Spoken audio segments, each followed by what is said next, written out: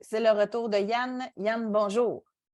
Bonjour, je voudrais d'abord m'excuser pour hier, me faire pardonner par le doc parce que, évidemment, j'ai coupé la parole 3 fois, la troisième fois était de trop.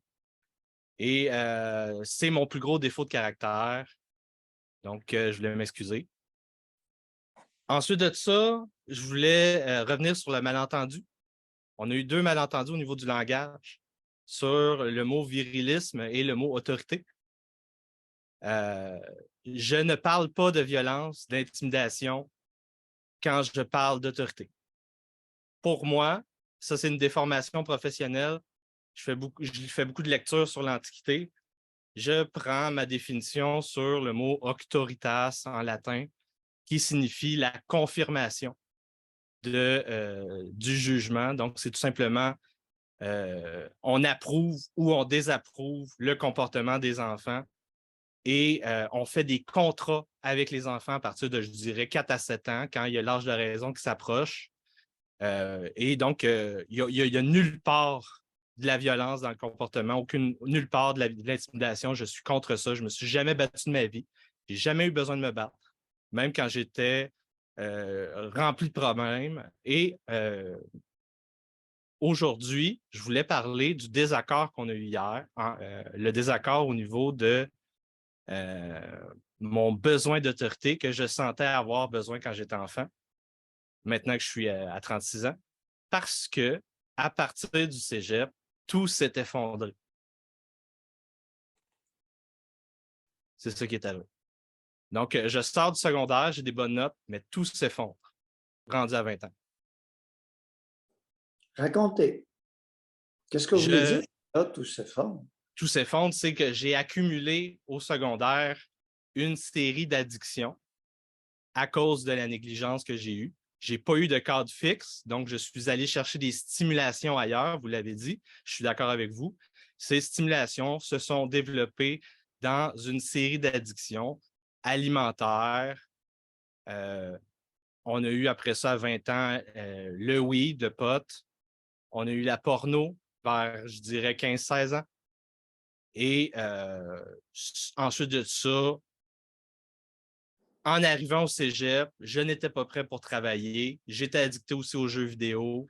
J'ai perdu mon temps. Ça a pris 4 ans pour faire mon DEC en sciences de la nature. Ça m'a pris 3 sessions, faire 3 cours à la fin, tellement j'étais déprimé, insécure, anxieux, gauchiste, même sale gauchiste. J'ai fait 2 grèves étudiantes. Je me suis auto-détruit pendant à peu près 10 ans avec cette série d'addictions-là, au point où j'ai développé des douleurs chroniques. Des douleurs chroniques à cause d'une hernie discale que j'ai découvert 5 ans après le début des douleurs chroniques. Et donc, en 2019, à l'âge de 33 ans, je suis hospitalisé 3 semaines à l'hôpital de Sorel avec les pires douleurs de ma vie. C'est un martyr. J'ai été sur la croix carrément parce que je frappais les murs tellement j'avais mal.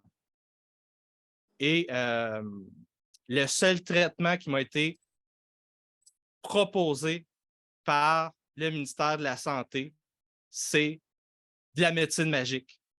Donc, des opioïdes, donc des injections de cortisone. Et si je me plains assez, une chirurgie, quand en fait, après cette décennie de calvaire, je ne sais pas d'où ce que j'ai pris la force, mais en sortant de l'hôpital à partir de 2020, j'ai commencé à travailler sur moi-même, physiquement, en plus de psychologiquement, parce que j'avais déjà commencé psychologiquement. J'ai tout changé mes diètes. J'ai fait du yoga et de la musculation à tous les jours. J'ai développé mes muscles pour la grosseur que j'ai, parce que je n'avais pas le corps d'un homme viril, bien constitué. Et je n'ai plus de douleurs chroniques depuis 2022. Donc, ça a pris 2 ans de calvaire, mais je n'ai plus de douleurs chroniques. Donc, c'est pour ça que je dis que j'ai manqué un cadre fixe pour développer ma personne comme un adulte complet. Et donc, entre 20 et 30 ans, je n'étais pas un adulte, j'étais un enfant adulte.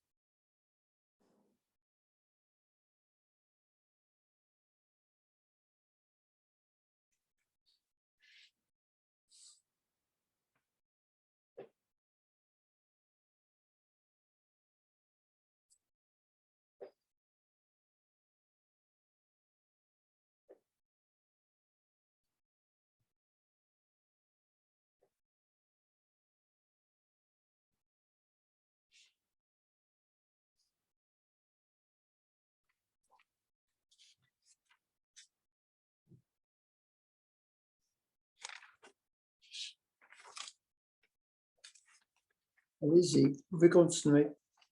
Ben, je peux J'écris. ajouter un autre malentendu. On s'est échangé au niveau de Petit Christ. Il n'y a pas qu'un seul petit Christ. Il n'y a pas un modèle parfait. Mais moi, ma démarche politique, ma démarche médiatique, c'est de trouver des modèles qu'on peut utiliser afin de pousser les gens à progresser comme vous faites dans votre émission. Le but des modèles, c'est d'agir par mimétisme, pas d'agir par qu'on va appeler le pouvoir, la puissance, la force, la contrainte. C'est pas ça, être quelqu'un de viriliste dans la définition antique que j'essaie d'appliquer. Et donc, c'est ça pour moi, la religion, la fonction de la religion, c'est en latin, religere, religare, relier, pratiquer. Et ce que les catholiques ont fait, ce que les protestants ont fait, de changer cette définition-là autour du 15e, 16e siècle afin d'en faire la maison de Dieu. Et donc, on doit se soumettre aux confesseurs, on doit se soumettre aux pasteurs, on doit se soumettre aux curés, aux confesseurs qui veulent nous faire parler de tous nos problèmes pour se délecter de ça. Ben, ça n'a pas sa place. L'important, c'est l'ecclésia, c'est la communauté, c'est ce qui relie. Et quand on a une bonne communauté, ça permet d'empêcher ce qu'on a entendu dans le dernier appel. S'il y a une bonne communauté, si la famille va à l'église et que les enfants voient les autres enfants, que les autres parents se mêlent aux autres parents, ce genre de choses-là, je suis persuadé que le risque diminue. Il n'est pas zéro, mais il diminue si c'est une bonne ecclésia. J'aimerais ça juste intervenir ici, une petite parenthèse, si je comprends bien. Parce que moi, j'ai vécu le temps où on allait à la messe tous les samedis. Nous autres, c'était le samedi, puis toute la communauté allait à la messe. Et il y avait autant d'inceste, il y avait autant d'agressions dans les familles. Oui, ben c'est ça que je dis. Il y a des mauvaises ecclésias, il y a des mauvaises communautés. On est d'accord. Moi, là, les communautés de nudistes, là, beaucoup de problèmes avec ça. Beaucoup de problèmes avec ça.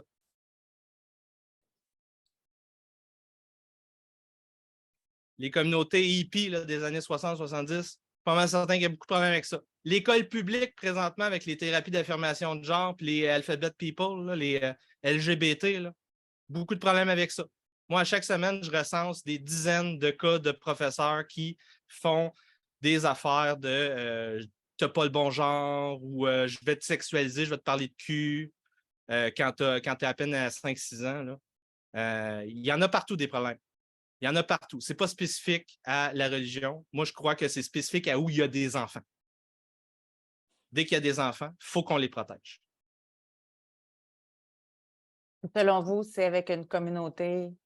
Bien, si on a des bons modèles, si on a une bonne ecclésia, une bonne communauté, si on a des parents qui sont vertueux et pas qui sont dans la contrainte, dans le pouvoir, dans la puissance, qui veulent juste agir comme des modèles, qui font de la bonne instruction, lire, écrire, compter, le droit naturel. C'est quoi le droit naturel? Il n'y a aucun enfant qui sait ça au Québec, c'est quoi le droit naturel? La légitime défense, le droit de propriété, le fait de ne pas frauder sa parole. Si je donne ma parole, il faut que je la tienne. C'est ça, être un homme viril. Ça, on n'apprend pas ça aux enfants. Il a fallu que j'apprenne ça durant ma vingtaine, ma trentaine. Mais moi, ça va être dans les trucs, des choses que je vais inculquer à mon fils, montrer c'est quoi la valeur du travail, c'est quoi un contrat, c'est quoi travailler, qu'est-ce que ça donne de travailler, construire, le sentiment que tu as, l'émotion que tu as. Et je pense que beaucoup de gens dans le chat qui ont des problèmes, s'il y avait, 1, les modèles, 2, la pratique et 3, l'environnement capable, le cadre pour permettre de développer cette éthique-là, on aurait beaucoup moins de problèmes au Québec.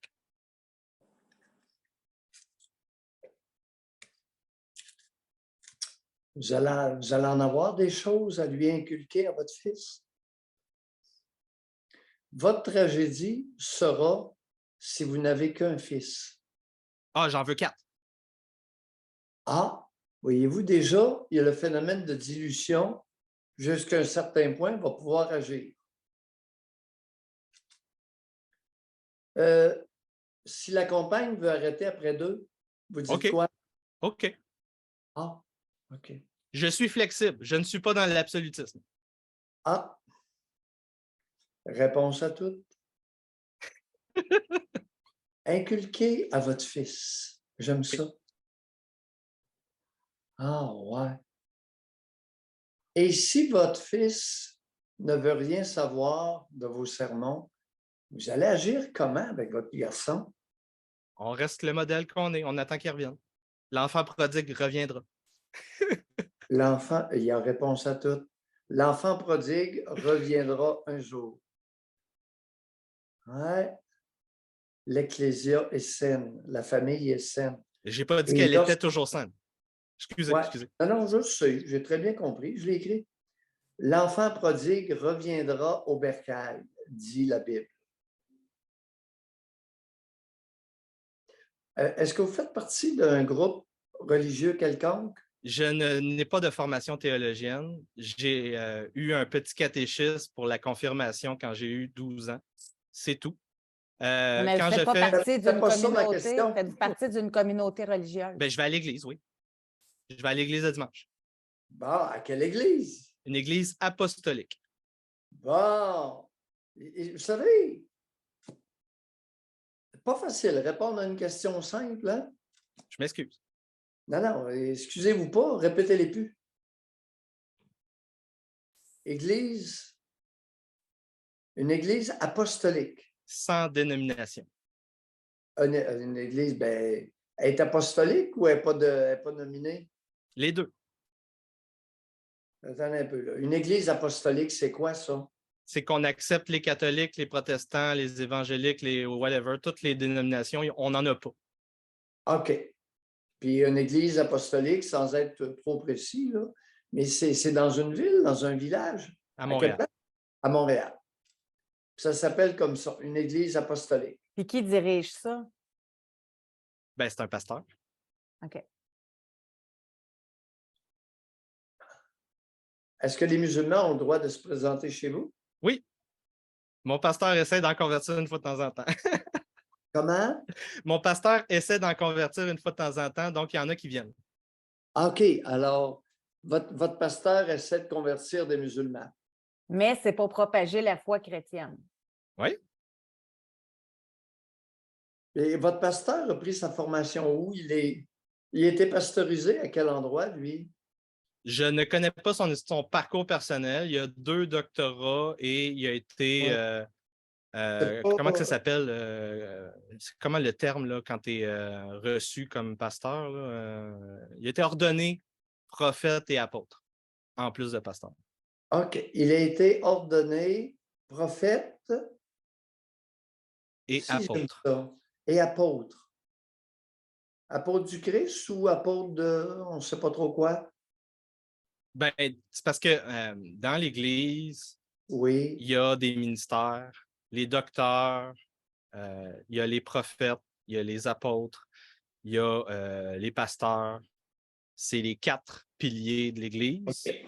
Puis ça, ce que mon pasteur essaie de faire, de reconstruire, c'est de se séparer des églises que vous n'aimez pas. Les grosses églises, les preaching centers, l'Église catholique, les dénominations protestantes. Et lui, il veut juste quelque chose de local, décentralisé, avec des ministères qui reviennent avec le message antique de la Bible. C'est juste ça. C'est pas... Et quelle nationalité, votre pasteur? Est-ce que c'est un Canadien français? Il est canadien-français, mais il est d'origine haïtienne. C'est un Haïtien. Il est noir. Oui. OK. Alors, attendez un peu, là. Qu'est-ce que vous voulez dire là, vous?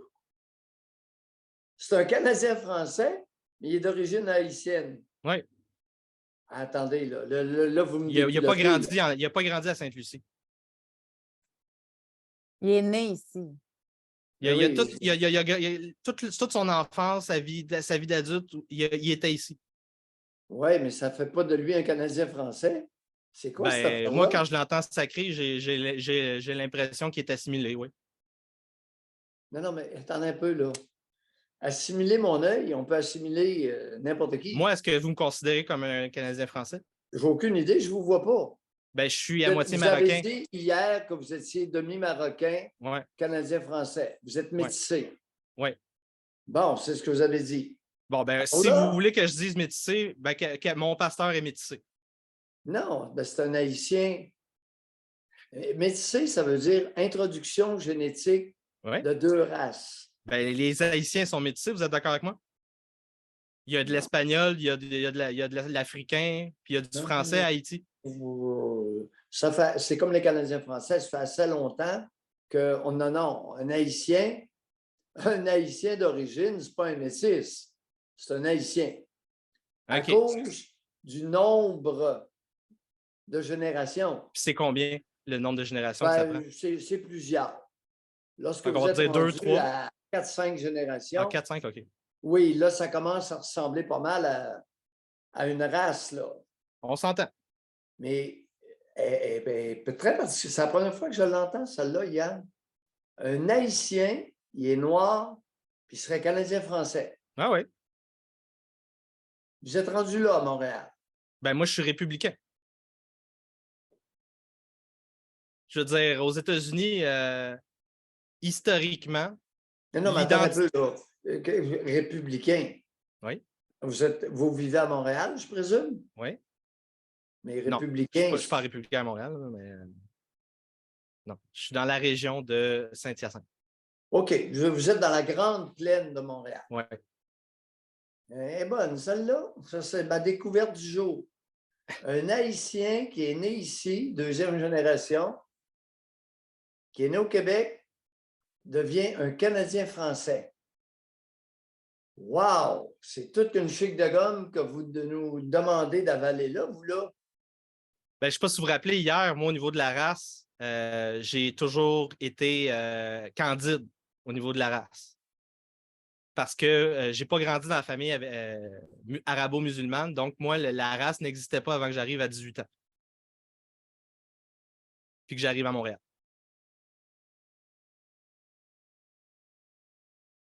Mais quel lien qu'il y a en ce que vous venez de dire, Oui. puis le fait que vous prétendez qu'un Haïtien né au Québec, qui a grandi au Québec, devient un Canadien français? Moi, j'appelle ça l'assimilation. Ils ont ça en France. Ça n'a pas marché. Ouais, là. Il y avait ça. vous savez, Yann, à l'occasion, à Montréal, on en fume du bon. Je sais. Parce que ça, c'est quelque chose que j'aurais pu vous ajouter hier. Au lieu de bûcher sur ma mère, après l'appel, vous auriez pu bûcher sur mes addictions. Parce que je suis un sale drogué. Non. Non, vous ne l'êtes plus, avez-vous dit? Oh oui, vous faites des blagues drôles. Vous vous faites rire, mais soyez sans crainte, vous n'avez pas soulevé l'hilarité générale. Parlant de votre mère. Oui. Oui. Parlant de votre mère, comment va votre relation avec elle ces temps-ci? Parce que vous nous avez dit hier, Oui. j'ai tout réglé mes problèmes avec elle entre 30 et 35 ans. Ben, elle a ça peur m'a que fait bondir. Oui. Puis vous comprendrez pourquoi, parce que vous avez tendance à dire un peu n'importe quoi. J'exagère. Oui. Oh, regarde donc ça. Il exagère. Alors, votre mère, la relation actuelle avec votre mère, ça a l'air de quoi? Ça a l'air de quoi? C'est une relation assez normale. Là. Je veux dire, je paye mon loyer, je coupe un bol de fruits à tous les jours. Vous vivez avec votre mère encore, Yann? Ben oui, je ne suis pas marié. Je ne suis pas marié, puis je suis même surendetté de 30 000 à cause des études qui ont servi à rien. Oui. Parlez-nous d'elle. Vous lui préparez? Je prépare un bol de fruits Oui. à tous les jours. Sinon, Sinon, elle vous a trouvé drôle hier. Oui. Elle vous a trouvé drôle. Racontez. En fait, je pense qu'elle a même habité proche de chez vous quand elle était plus jeune. Ah, Donc, oui? elle connaît quelques rumeurs. Sinon, vous aviez raison. C'est pas quelqu'un d'articulé à mon niveau. C'était mon père qui était très articulé. Donc, ma mère, elle vient d'un fond d'un rang de la Pocatière. Et il y avait 18 enfants chez elle, le père absent, mort très tôt, des problèmes incestuels. Elle a quitté en précipitation la région parce que, après avoir été engrossée par un avocat et abandonnée par le dit avocat parce qu'elle ne voulait Oh, pas l'avortement. arrêtez, c'est assez. Ah, OK. non, arrêtez, c'est assez. Vous connaissez bien son histoire personnelle. Sa version. Mais vous avez mentionné qu'elle vous a partagé des rumeurs sur moi. Ça m'intéresse. Ça pique ma curiosité. J'écoute pas ce genre de choses. Ah, vous ne l'avez pas écouté. Bon. Mais Je m'excuse. Lorsque vous dites qu'elle a vécu près de... Ouais. C'est une femme qui a presque mon âge. 66, 67. Elle approche 70. Ouais. Mais j'ai vécu à 3 endroits, Normandin, Neuville et Trois-Rivières. Elle me connaîtrait de quel endroit? De lequel de ces 3 endroits-là? Aucune idée. Ah, ça ne m'intéresse pas. OK, correct. Je sais pas si vous avez mentionné les rumeurs, alors Je sais. Pardonnez-moi ma curiosité. Oh, oui, je comprends. On va conclure bientôt, Yann. Doc, il reste 3 minutes. Ouais. Mais sinon, pour clore, je voulais vous dire... Qui achète les fruits? Moi. C'est vous qui... Oui, je vais à l'épicerie, oui. Mais vous êtes gentil. Ben, je pense qu'on avait compris ça hier. J'essaie de l'être. Non, vous n'êtes pas vous l'êtes pas tout le temps. Mais je ne suis pas tout le temps. Avec votre mère. Puis là, les hommes dans sa vie, c'est tranquille? C'est vous qui êtes Très tranquille. Pardon? Très tranquille. Elle n'est plus active avec les hommes? Pas vraiment. OK. Sa santé, qu'est-ce que ça dit? Très moyenne, mais de mieux en mieux. OK. Et est-ce qu'elle travaille encore ou si ça fait longtemps qu'elle ne travaille plus. OK. Elle est retraitée? Ah oui? Oui, j'essaie de vous dire hier, elle a eu 3 hernies discales au niveau des cervicales et des lombaires quand elle était infirmière. Parce qu'elle a essayé d'attraper un patient de 300 livres. Elle aurait dû le laisser tomber à terre. José, Yann, permettez-moi. C'est important ce que vous venez de dire. Là, j'en ai plusieurs dans ma pratique qui souffrent le martyre, préposés aux bénéficiaires, infirmières, qui se sont sévèrement blessés dans une situation d'attraper un gros patient qui tombait. Puis, savez-vous c'est quoi le pire? La SAC et la CSST se sont passés la balle et elle a dû prendre sa retraite sans avoir de paiement parce que les deux ont rejeté la responsabilité sur l'autre. Mais attendez un peu, qu'est-ce que la Société de l'assurance auto vient faire là-dedans? Là? Il y a eu des accidents d'auto aussi dans son dossier. Son dossier est épais comme un pied d'épée. OK. Alors, ouais. Et les abonnés, là-dessus, Yann a toute ma sympathie parce que je me bats régulièrement. J'ai passé ma vie professionnelle à me battre contre la CSST, contre la Société de l'assurance auto, contre des compagnies d'assurance, pour des lésions au travail ou en automobile, dans des accidents d'auto. Surtout les hernies discales et les commotions cérébrales. Moi, c'est ça que j'ai guéri en passant, Doc. Mais Yann, malheureusement, il est midi. Puis là, aujourd'hui, je ne peux vraiment pas rester plus longtemps comme cette semaine. Simplement, Yann, merci. On se quitte sur une bonne note. On se voit lundi. Ça arrive qu'on est en désaccord. Alors, mijotez, puis rappelez pas trop souvent, mais une fois de temps en temps, vous êtes... OK, la semaine prochaine, une fois par la semaine. Non, pas la semaine prochaine. L'autre d'après. OK? L'autre d'après. Bye. Salut. Bye. Bye.